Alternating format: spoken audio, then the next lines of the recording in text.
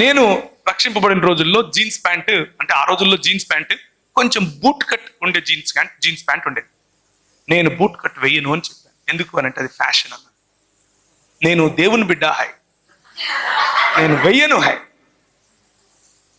పాత రకమైన బట్టలు వేసుకొని పోవాలి. ఎందుకు?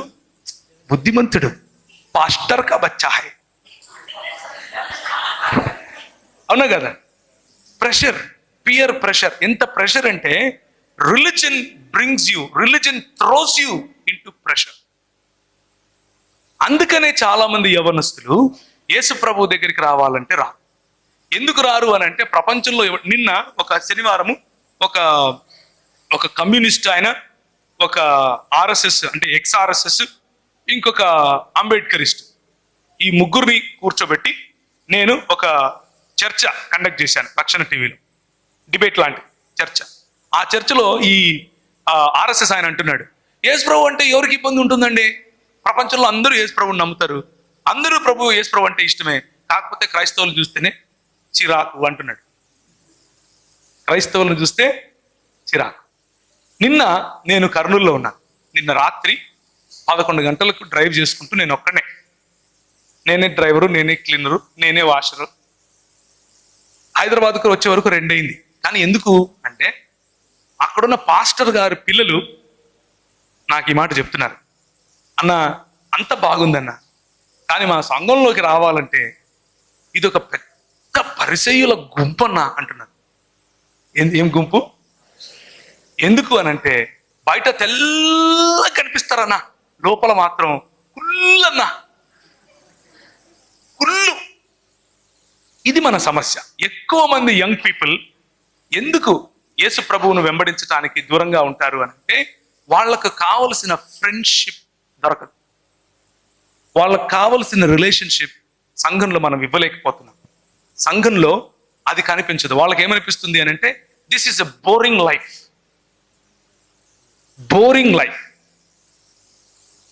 ప్రభు ఒకరోజు నేను క్యాట్ కోసం ప్రిపేర్ అవుతున్నాను. క్యాట్ అంటే MBA entrance examination, common admission test. CAT కోసం ప్రిపేర్ అవుతూ ఉంటే మతం శుక్రవారం వస్తే ఏం చేయమని చెప్తుంది? విన్నావా? మా జాతే ఎక్కువ ఉంది ఇక్కడ. ఫాస్టింగ్ చేయాలి. ఫాస్టింగ్ చేయడం కోసం అంటే అలాగే పలికేవారు మా సంఘంలో, ఫాస్టింగ్ చేస్తున్నావా బ్రదర్ అన్న? చేస్తున్నానా? చేయలేదంటే నేను తక్కువ జాతికి చెందిన క్రైస్తవుడిని అయిపోతాను కదా, నేను పనికిరాని క్రైస్తవుడిని అయిపోతాను కదా. ఫాస్టింగ్ చేయడంట. సరే నేను చేస్తా. శుక్రవారం వచ్చింది, నారాయణగూడ బ్యాప్టిస్ట్ చర్చ్కి వెళ్ళాను. ఫాస్టింగ్ చేసుకుంటూ ఉదయం నుంచి సాయంత్రం వరకు ప్రభుత్వం గడపాలి అని మతపరమైనటువంటి కోరిక, మతపరమైనటువంటి ప్రభువును సంతోష పెట్టాలి అన్న కోరిక. ఈ మతంలో నేను వెళ్ళి ప్రార్థన చేయటం మొదలుపెట్టాను. ఆమోసు గ్రంథం ద్వారా ప్రభువు నాతో మాట్లాడుతున్నాడు. నా కళ్ళు తెరిచే ఉన్నాయి. నా ముందు ఒక పెద్ద దర్శనం. అందులో ప్రభు అయిన యేసు క్రీస్తు తెల్లటి బట్టలు వేసుకుని తన చేతులు ఇలా బారుగా చాపి ఉంటే, టోపీలు పెట్టుకుని కల్దీయులు చాలా మంది ముస్లింలాగా కనిపిస్తున్నారు నాకు. కొన్ని వేల మంది, కొన్ని లక్షల మంది ఆయన చేతుల్లోకి దూరిపోతున్నారు. అది నాకు కనిపిస్తుంది. ఆ తర్వాత హబక్కూకు గ్రంథం 3వ అధ్యాయం నుంచి అంజూరపు చెట్లు ఫలించకపోయినను, చాలలో పశువులు లేకపోయినను, ఆ వాక్య భాగం నాకు కనిపిస్తోంది. నేను చదువుతున్నాను దాన్ని. అప్పుడు నేను ప్రభు నన్ను ఉత్తర భారతదేశంలో పరిచర్య కోసం నువ్వు వెళ్ళాలి అని నాతో మాట్లాడుతున్నాడు. ఉత్తర భారతదేశంలో పరిచర్య కోసం నువ్వు వెళ్ళాలి, ఇందోర్ అనే పట్టణానికి నువ్వు వెళ్ళాలి. మళ్ళీ యాజ్ యూజువల్ ఒక బ్యాగ్ తీసుకున్నాను, 2 జతలు వేసుకుని బయలుదేరాను. మా వాళ్ళందరూ అంటున్నారు, నీకేం పిచ్చి పట్టింది రా, నువ్వు ఆడ ఎవరు తెలియదు, నీకు భాష రాదు అంటే, నాకు వచ్చు అన్న. ఏమొచ్చు అంటే ఇదర్ ఆతా హై మై జాతా హై, ఈ 2 వచ్చు.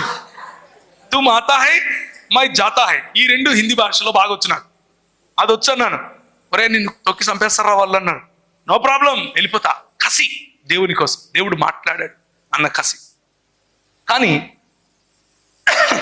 ఆ రోజు ప్రార్థనలో గడిపిన సమయం నాకేం నేర్పింది అని అంటే, మతం కాదు నాకు కావాల్సింది, నువ్వు నాకు కావాలి అని ప్రభు నేర్పించాడు. It is not about religion. మత ప్రాతిపదికన చేసే పనులు నీకు నీకు రక్షణను తీసుకొచ్చి ఇవ్వవు, నీ రక్షణను పోగొట్టవు. జాగ్రత్తగా వినండి మళ్ళీ. మత ప్రాతిపదికన చేసే పనులు నీకు రక్షణను కొనివ్వవు, నీ రక్షణను పోగొట్టవు. కానీ ప్రభు అయిన యేసు అన్నట్లుగా నిన్ను మలినం చేసేది నీ మనసులో నుంచే వస్తోంది. నిన్ను మలినం చేసేది నీలో నుండే వస్తోంది. హృదయము మోసకరమైనది. అత్యంత విచారకరమైనటువంటి ఆలోచనలు, తలంపులు అందులో నుంచి వస్తాయి. నరుల హృదయాలోచనల ఊహలోని తలంపులోని ఊహ అంతయు కేవలం ఎల్లప్పుడూ చెడ్డది. సో బాహ్య మెరుగులు దిద్దటం అనంటే సమాధికి సున్నం వేయటమే. సమాధికి సున్నం వేసినంత మాత్రాన లోపల రోజా పూలు ఉంటాయా? శవమే ఉంటుంది. మతం కూడా అంతే. క్రైస్తవ మతం కూడా అంతే. అది ఏ మతమైనా సరే, ఇంక్లూడింగ్ క్రైస్తవ మతం. మతం అన్న rules and regulations, do's and don'ts, నీతి క్రియలుగా చెప్పబడేటటువంటి మతపరమైన క్రియలు మనల్ని సున్నము వేసిన గోడలుగా మారుస్తాయి. అందుకనే యువతులు చాలా మంది ఈ రోజుకు కూడా సంఘాల్లో ఇమడలేకపోతారు. సంఘంలోనికి రావాలి అని అంటే వాళ్ళకు బోరింగ్ అనిపిస్తుంది. ఎందుకు అనంటే నాకు నచ్చిన మ్యూజిక్ ఉండదు. ఆయన ఎప్పుడో భూమి పుట్టక ముందు ఒక ఆయన పాట రాసింటాడు, ఆ పాటే పాడాలంటాడు మా పాస్టర్.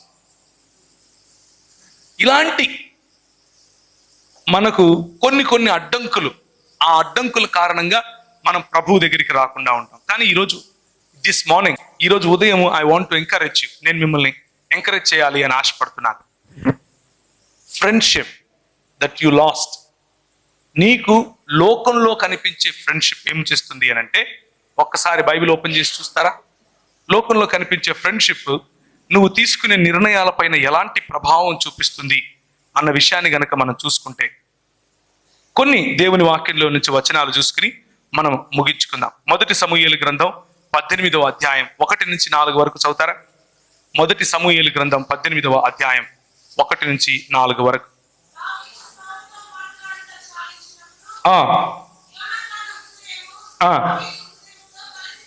యోనతాను హృదయము దావీదు హృదయముతో కలిసిపోయాను. This is the kind of friendship that you want. నీకు ఇటువంటి ఫ్రెండ్షిప్ కావాలి. దావీదుకు యోనతానుకు ఉన్నటువంటి ఫ్రెండ్షిప్ నీకు కావాలి. యోనతాను తన తండ్రిని సైతము ఎదిరించి, తన తండ్రి చిత్తాన్ని సైతం లెక్క చేయకుండా దావీదుకు సహాయం చేస్తాడు. అటువంటి స్నేహం కోసం నీ హృదయము తహతహలాడుతూ ఉంటుంది. నీ హృదయంలో అలాంటి స్నేహం కోసమే నువ్వు వేచి చూస్తూ ఉంటావు. అయితే ఈ లోకంలో అంత ఈజీగా ఇటువంటి ఫ్రెండ్షిప్ దొరకదు. ఇటువంటి మనకు దొరికే ఫ్రెండ్షిప్ కొన్నిసార్లు ఏం చేస్తుంది అని అంటే, మన నిర్ణయాలపైన భయంకరమైనటువంటి ప్రభావము చూపిస్తుంది. ఆ ప్రభావము కొన్నిసార్లు మనల్ని తప్పుడు దిశగా కూడా తీసుకెళ్తుంది. ఒకసారి చూస్తారా, ఆ ప్రావర్బ్స్ అంటే నీతి వచనం, సామెతలు 1వ అధ్యాయం 10 నుంచి చదవండి.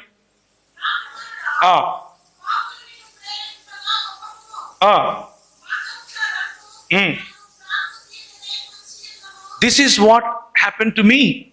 నాతో ఉన్నటువంటి నా స్నేహితులు నాతో కూడా రా అని నన్ను తీసుకెళ్లారు. కడపలో పోలీస్ స్టేషన్లలో నా ఫోటోలు పెట్టేవాళ్ళు. 17 సంవత్సరాల వయసులో నా పేరు చెప్పి గొడవలు జరిగేవి. నాకు 17.5 సంవత్సరాలు ఉన్నప్పుడు అటెంప్ట్ టు మర్డర్ కేసు, 17 సంవత్సరాలు ఉన్నప్పుడు బాంబులు వేసానన్న కేసు నా మీద. ఆల్ బికాస్, అంత కారణం ఏంటో తెలుసా? ఈ ఫ్రెండ్షిప్, ఉపయోగించుకునే ఫ్రెండ్షిప్. మన భుజం మీద వాళ్ళ తుపాకీ పెట్టి కాల్చే ఫ్రెండ్షిప్ ఇది లోకంలో కనిపిస్తుంది. భుజం మంది, తుపాకీ మాత్రం వేరే వాడిది. ఇది లోకంలో చాలా ఎక్కువగా కనిపిస్తుంది. 4వ అధ్యాయం చూస్తారా? సామెతలు 4:14 నుంచి 19 వరకు.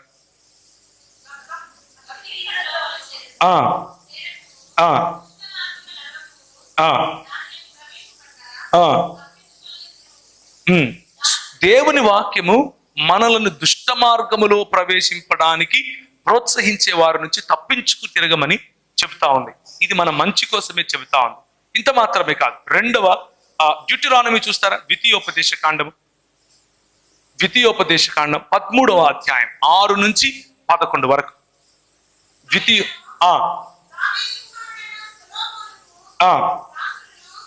ద్వితీయోపదేశ కాండం అమ్మా, జాగ్రత్తగా వినండి. ఇప్పుడు ఈ ఫ్రెండ్షిప్ లో, మనకున్న సంబంధాలలో, రిలేషన్షిప్స్ లో, నీ తండ్రి కుమారుడైనా సరే, అంటే నీ సొంత అన్నైనా సరే, నీ సొంత చెల్లెలైనా సరే, నీ సొంత తమ్ముడైనా సరే, చదవమ్మా.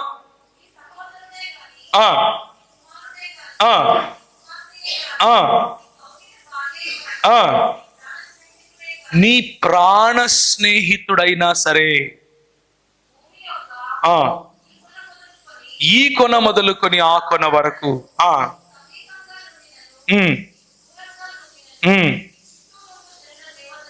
నీ చుట్టూ ఉండు జనుల దేవతలను, నీ పిల్లలను, పితరులను, ఎరుగని ఇతర దేవతలను పూజింతుము రమ్మని రహస్యముగా నిన్ను పిలిచిన ఎదు. జాగ్రత్తగా ఒక విషయం ఆలోచించండి. మనకున్నటువంటి స్నేహాలు, మనకున్నటువంటి ప్రాణ స్నేహితులు కొన్నిసార్లు ఎటువంటి పనులు చేస్తారు అని అంటే, ఈ వినాయక చవితి ఉత్సవం వస్తుంది. ఎంతమంది వెళ్ళారు చేయటండి చిన్నప్పుడు? ఎందుకు వెళ్ళారు? డాన్స్ చేయడానికి. ఎందుకు? ఏమిస్తారు?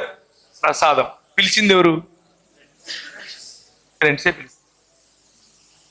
పిలుస్తారు. నేను కేవలం వినాయక చవితి గురించి మాత్రమే మాట్లాడట్లేదు. అది ఏ విగ్రహమైనా సరే, ఇంక్లూడింగ్ యేసు ప్రభు విగ్రహం,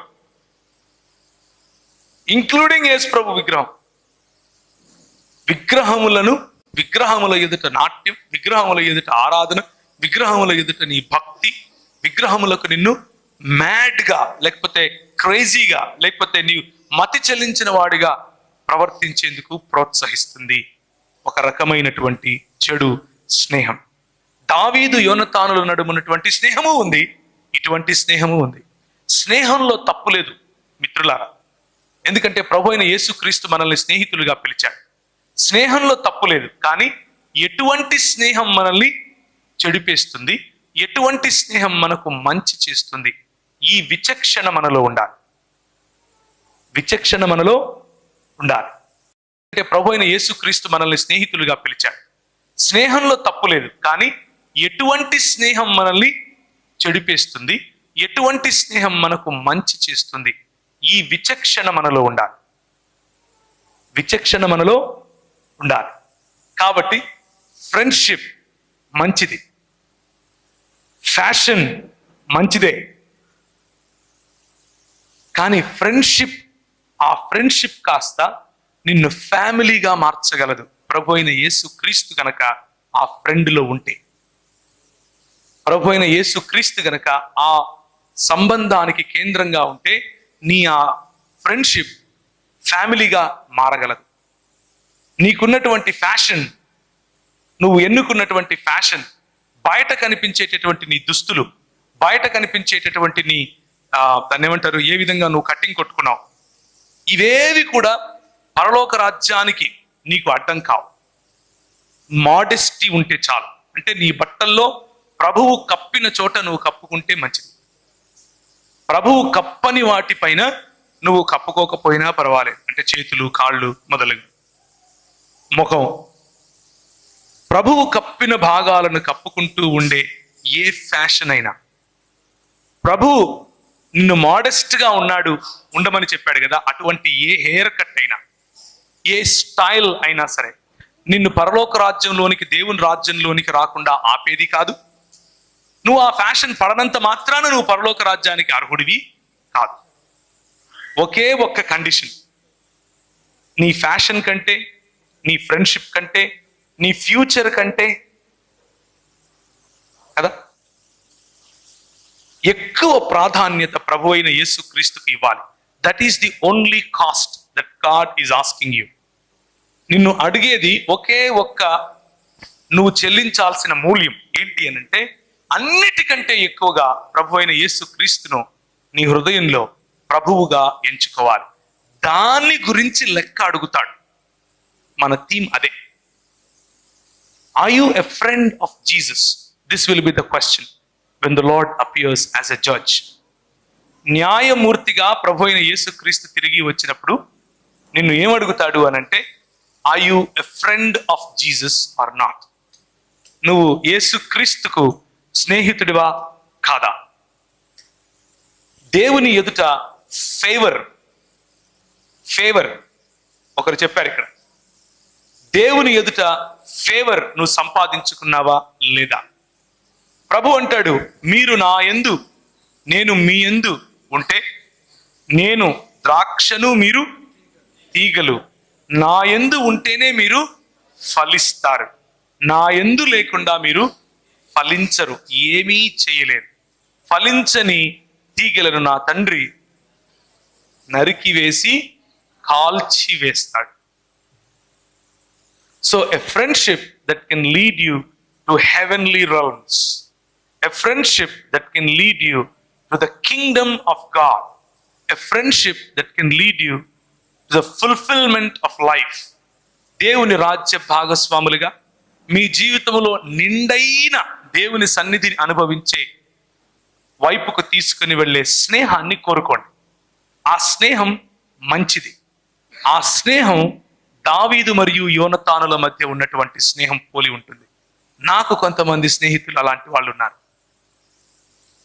నగ్నంగా నిలబడుకుంటే నేను ఏమై ఉన్నానో ఆ విధంగా వాళ్ళకి తెలుసు. నేను పురుషులు పురుషులనే స్నేహితులుగా ఎన్నుకోండి. పురుషులు స్త్రీలను స్నేహితులుగా ఎన్నుకుంటే వాళ్ళు భార్యలై కూర్చుంటారు. ఆ తర్వాత చెప్పాలనుకున్నది కూడా చెప్పలేరు మీరు.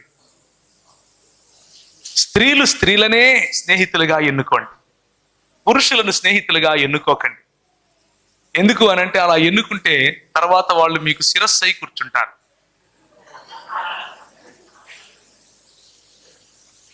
కానీ మీరు వివాహితులైతే నీ భార్య కంటే గొప్ప స్నేహితురాలు నీ జీవితంలో ఇంకొకరు దొరకరు. Treat your wife as a friend. నీవు వివాహితవైతే నీ భర్త కంటే గొప్ప స్నేహితుడు నీకు ఇంకొకడు దొరకడు.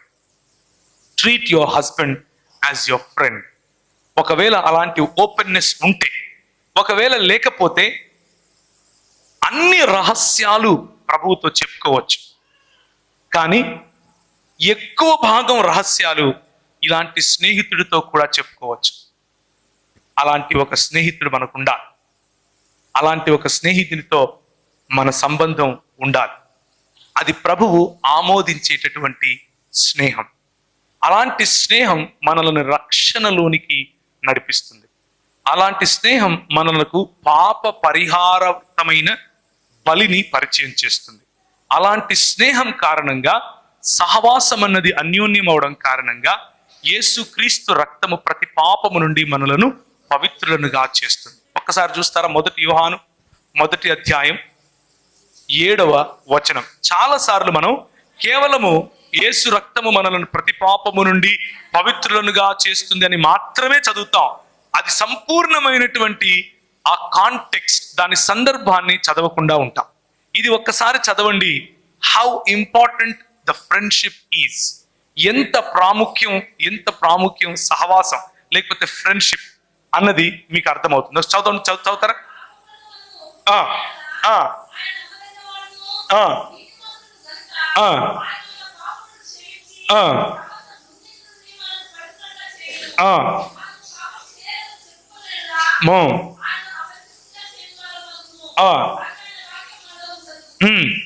చదవమ్మా, చదువు. ఆయన వెలుగులో ఉన్న ప్రకారము మనము వెలుగులో ఉండి నడిచిన ఎడల మనము అన్యోన్య సహవాసము కలవారమై ఉందుము. ఎప్పుడు అన్యోన్య సహవాసం కలిగి ఉంటాము? దేవుని యొక్క వెలుగులో నడిచినప్పుడు. దేవుని వెలుగులో నడుస్తున్నటువంటి నీ స్నేహితుడు, దేవుని వెలుగులో నడుస్తున్నటువంటి నీవు, మీ ఇద్దరి మధ్య అన్యోన్యమైన సహవాసం వస్తుంది. ఆ అన్యోన్యమైన సహవాసం, థిక్ ఫ్రెండ్షిప్, గాఢమైనటువంటి స్నేహం, కమ్యూనియన్ అని కూడా పిలుస్తారు దీన్ని. కమ్యూనియన్ అంటే రొట్టె ద్రాక్షరసం కాదు, ఆదివారం ఇచ్చే రొట్టె ద్రాక్షరసం కాదు. దాన్ని కమ్యూనియన్ అని ఎందుకు పిలుస్తాము అనంటే ఆ తంతు లేకపోతే ఆ ప్రక్రియలో యేసు ప్రభువుతో మమేకం అవ్వాలి. ఆయన శరీరమును ఆయన రక్తమును పుచ్చుకొని మనం ఆయనతో డీప్ ఫ్రెండ్షిప్, చాలా లోతైన సహవాసం, లోతైన స్నేహాన్ని కలిగి ఉండటం కోసం ఒక సూచనగా అది మనకు ఇవ్వబడింది. అటువంటి కమ్యూనియన్ మనం ఒకరితో ఒకరం కలిగి ఉండొచ్చు. ఒకరితో ఒకరం కలిగి ఉన్నప్పుడు ఏం జరుగుతుంది? చదువు. అప్పుడు ఆయన కుమారుడైన యేసు రక్తము ప్రతి పాపము నుండి మనలను పవిత్రులనుగా చేయును. ఎప్పుడు మనల్ని పవిత్రులుగా చేస్తుంది ఆయన రక్తం?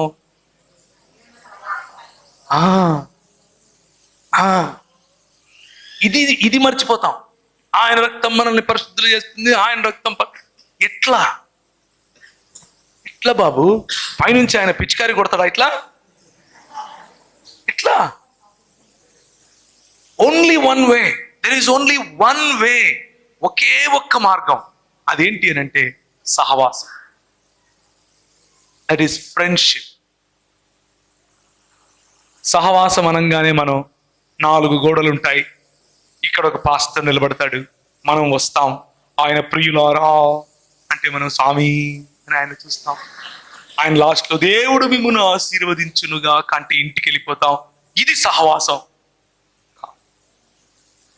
సహవాసం చేసే వాళ్ళందరూ కూడుకునే స్థలం ఇది. సహవాసం అన్నది 2 లేక 3 వ్యక్తుల నడుమ ఉంటుంది. 2 లేక అంతకంటే ఎక్కువ వ్యక్తుల నడుమ ఉంటుంది. అది అన్యోన్యమైనదిగా ఉండాలి. నీకు ఈరోజు అటువంటి ఫ్రెండ్ ఉన్నాడా? నీకు ఈరోజు అటువంటి స్నేహితురాలు ఉందా? ఒకవేళ లేకపోతే నా ఉద్దేశంలో నువ్వు ప్రపంచంలో అందరికంటే ఒంటరివాడి. 1000 మందిలో నువ్వు కూర్చుని ఉన్నా కానీ you are still a lonely person. You are still alone. నీకు ఇంకా ప్రభువు యొక్క ప్రణాళిక అర్థం కాలేదు. నీ పొరుగు వాడిని ఇంకా నువ్వు నమ్మలేనంత చిన్న చూపు చూస్తూ ఉంటే, he is not worthy of my friendship, వీడు నాకు ఫ్రెండ్ అయ్యేంత సీన్ వీడికి లేదు అని నువ్వు అనుకుంటూ ఉంటే దాన్నే ఏమంటారు అనంటే తీర్పు తీర్చడం అంటారు. మళ్ళీ వద్దామా మన రోమీయులకు రాసిన పత్రికకి? రోమీయులకు రాసిన పత్రిక 14వ అధ్యాయము. ఇప్పుడు ఈ కాంటెక్స్ట్ లో దీన్ని చదివి చూడండి. 10వ వచనము. అయితే నీవు నీ సహోదరునికి తీర్పు తీర్చనేలా, నీ సహోదరుని నిరాకరింపనేలా. అండర్లైన్ చేసుకోండి. Why do you reject your brother? Why do you reject your sister? Why do you reject your friend? Why do you reject your mate? Why do you reject your own brother? నువ్వు ఎలా నిరాకరిస్తావు? దీన్నే తృణీకారం అని పిలుస్తారు. దీన్నే ఒంటరితనం అని పిలుస్తారు. నిజానికి ఒంటరితనం తృణీకరింపబడిన వాడికి కాదు, తృణీకరించే వాడికి. ఎందుకు అంటే వాడు మతం అనే ముసుగేసుకుని ఉంటాడు. వీడికి అంత సీన్ లేదు, వీడికి పాటలు రావు, వీడు తెల్ల బట్టలు వేసుకోడు, తెల్ల బట్టలు వేసుకుంటేనే నేను ఉంటానబ్బా, లేకపోతే నీతో ఉండను. ఉన్నారా? ఆల్ నైట్ ప్రేయర్లో నువ్వు నాతో ఉంటేనే నువ్వు నా ఫ్రెండ్. వీడేం క్రిస్టియన్ రాడు, ఆల్ నైట్ ప్రేయర్కి రాడు. సో మెనీ వేస్, ఎన్నో రకాలుగా మనం అవతలి వాడిని చిన్న చూపు చూసే ప్రయత్నం చేస్తాం. ఒకవేళ నీ వైపు అలా ఎవరైనా చిన్న చూపు చూస్తూ ఉంటే, let me tell you a good news. నీకు ఒక గుడ్ న్యూస్ చెప్తాను. You don't have to be look down upon. You belong to God. You are in the image of God and you are in the likeness of God. నువ్వు దేవుని స్వరూపంలో ఉన్నావు. నువ్వు దేవుని పోలిక చొప్పున ప్రభు నిన్ను చేశాడు. నువ్వు ఎంత వాల్యుబుల్ ట్రెజర్ అంటే, నువ్వు ఎంత విలువైన పదార్థం అంటే ప్రభు కోసం ఆయన నిన్ను తాకితే తన కనుగుడ్డును తాకినంతగా ఫీల్ అవుతాడు. కాబట్టి ఒకరి మెహర్బానీ నీకు అవసరం లేదు. కానీ ఎవరైతే నిన్ను తృణీకరిస్తున్నారో ఆ వ్యక్తి ఒంటరివాడు అని గుర్తు తెచ్చుకో. ఆ వ్యక్తి మతంలో ఉన్నాడు కనుక ఆ వ్యక్తి గెట్ వెల్ సూన్ అని చెప్పండి. గెట్ వెల్ సూన్ అని చెప్పండి. రోగగ్రస్తుడై ఉన్నాడు, ఆయనకు మతం పట్టింది. మతం పట్టి అలా చూస్తున్నాడు నీ వెనుక. దీన్నే ఏమంటారు అని అంటే సాటి సహోదరుడిని తృణీకరించడం అని అంటారు. సాటి సహోదరుడిని చిన్న చూపు చూడటం అని అంటారు. సాటి సహోదరుని బాహ్య భాగాన్ని చూసి, బాహ్య ప్రవర్తనను చూసి హృదయాన్ని లెక్క కట్టడం అని అంటారు. కానీ our God looks at your heart. మన ప్రభువు నీ హృదయాన్ని చూస్తాడు. This morning I want to ask you, do you have a friend that understands your heart?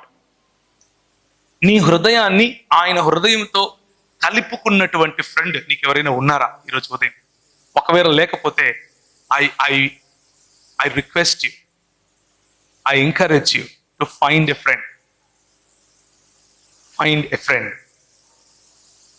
నేను చాలా ట్రావెల్స్ చేస్తుంటా. హైదరాబాద్తో మొదలు పెడితే ఆదిలాబాద్లో మొదలు పెడితే మళ్ళీ రాజమండ్రిలో మొదలు పెడితే మళ్ళీ తిరుపతిలో మొదలు పెడితే మళ్ళీ ఇందోరు, ఇలా డ్రైవ్ చేస్తూ వెళ్తూ ఉంటాను. భరణి అని నాకు ఒక తమ్ముడు ఉన్నాడు. వాడు బండి తోలితే కళ్ళు మూసుకొని నిద్రపోతాను. చిన్న పిల్లోడు నిద్రపోయినట్టు నిద్రపోతాను. మిగిలిన ఎవరు బండి తోలినా గుండెలు గుప్ గుప్ అంటుంటాయి. కారణం ఏంటి కారణం? నమ్మకం. ట్రస్ట్ అనే పదానికి లోకంలో విలువ లేదు. కానీ దేవుని రాజ్యము నమ్మకము మీదనే కట్టబడింది. You need to trust someone. ఎవరో ఒకరిని నువ్వు నమ్మి తీరా. ఏదో ఒక వ్యక్తి పైన నీకు ఆ నమ్మకం ఉండాలి. నేను చచ్చేంత వరకు వీడు నాకు తోడుంటాడు అన్న నమ్మకం. నా చావులో కూడా వీడు నాకు స్నేహితుడై ఉంటాడు అన్న నమ్మకం. ఆ నమ్మకం ప్రభు అయిన యేసు క్రీస్తు 100% మీకు ఇస్తాడు. Enter into friendship with Jesus. యేసు ప్రభువుతో అటువంటి స్నేహంలోనికి అడుగు పెట్టండి. యేసు ప్రభువు మాత్రమే కాదు, నీ తోటి విశ్వాసితో అటువంటి ఫ్రెండ్షిప్ కలిగి ఉండు. అందరు విశ్వాసులతో కలిగి ఉండటం కష్టమే. కనీసం ఒకరిద్దరు నీకు అటువంటి ఫ్రెండ్స్ ఉండాలి. అలాంటి ఫ్రెండ్స్ని కనుక నువ్వు ఎన్నుకుంటే నీ గుండె పగులుతుంది, 10 ముక్కలు అవుతుంది, అవుతూనే ఉంటది. ప్రపంచంలో మనం బ్రతికున్నంత వరకు అవుతుంది. కానీ ఈ ఫ్రెండ్ నీకు తోడుగా ఉంటాడు. ఈ ఫ్రెండ్ నిన్ను హర్ట్ చేసినా, నువ్వు ఆ ఫ్రెండ్ని హర్ట్ చేసినా తిరిగి వెళ్ళి ఒకరితో ఒకరు కాలర్ పట్టుకొని అడగగలుగుతాం. ఏం రా నువ్వు ఇలా చేసినావు, నన్ను వదిలేస్తావురా నువ్వు అని అడగచ్చు. అటువంటి ఫ్రెండ్ నీకు ఉండాలి. వయసుతో సంబంధం లేదు. నీకంటే పెద్దవాడైనా ఉండొచ్చు. నాకు ఇంకొక ఫ్రెండ్ ఉన్నాడు. ఆయన నాకంటే 11 సంవత్సరాలు పెద్ద. ఆయన ఏదైనా అల్లరి పని చేయాలంటే నాకు ఫోన్ చేస్తాడు. మన ఇద్దరం కలిసి ఒక అల్లరి చేద్దాంరా అని. Because he feels alone. ఆయన ఒంటరివాడిగా ఫీల్ అవుతాడు. 1000 మందితో తిరుగుతాడు. కానీ ఆయన చిన్న పిల్లవాడిగా ఉండాలి అని అనుకున్నప్పుడు నేనే గుర్తొస్తాను. బికాస్ ఎందుకు అనంటే we accept each other just the way they are. షరతులు లేని సంబంధం.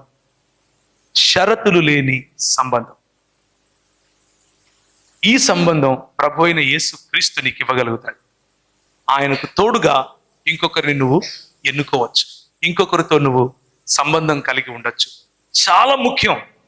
యంగ్ పీపుల్ చాలా ముఖ్యం. బ్రేక్కి వెళ్దాం. బ్రేక్ నుంచి వచ్చిన తర్వాత కంటిన్యూ చేద్దాం మిగిలిన ఎఫ్స్.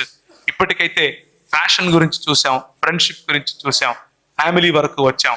ఫ్యూచర్ గురించి, మిగిలిన వాటి గురించి, ఫ్రస్ట్రేషన్ గురించి కూడా మాట్లాడదాం. కానీ friends the buzz word for today. ఈరోజు ఉదయానికి మనకున్న బజ్ వర్డ్ ఏంటంటే friendship is good, friendship is great, friendship is desirable. కానీ ఎటువంటి ఫ్రెండ్షిప్? దావీదు యోనతానులకు ఉన్నటువంటి ఫ్రెండ్షిప్.